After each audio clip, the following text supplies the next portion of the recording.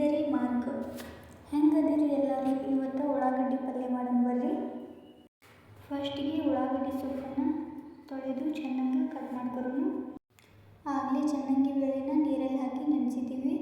ಈಗ ಎಲ್ಲವನ್ನು ಕಟ್ ಮಾಡಿಕೊಂಡು ಒಗ್ಗರಣೆ ಹಾಕಬೇಕು.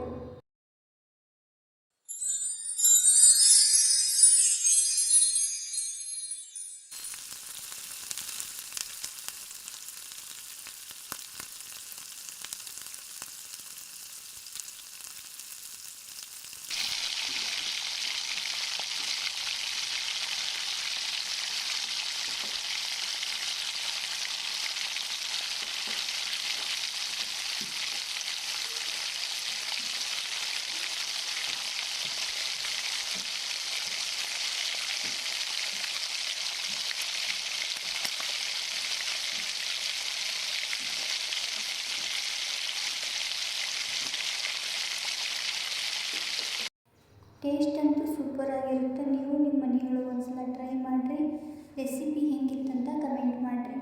ಮುಂದಿನ ವಿಡಿಯೋ ಒಳಗೆ ಹೊಸ ರೆಸಿಪಿ ಜೊತೆ ಭೇಟಿಯಾಗೋಣ. ಅಲ್ಲಿವರೆಗೂ ನೋಡ್ತಾ ಇರಿ ನೀನಾ ರೆಸಿಪೀಸ್ ಕನ್ನಡ.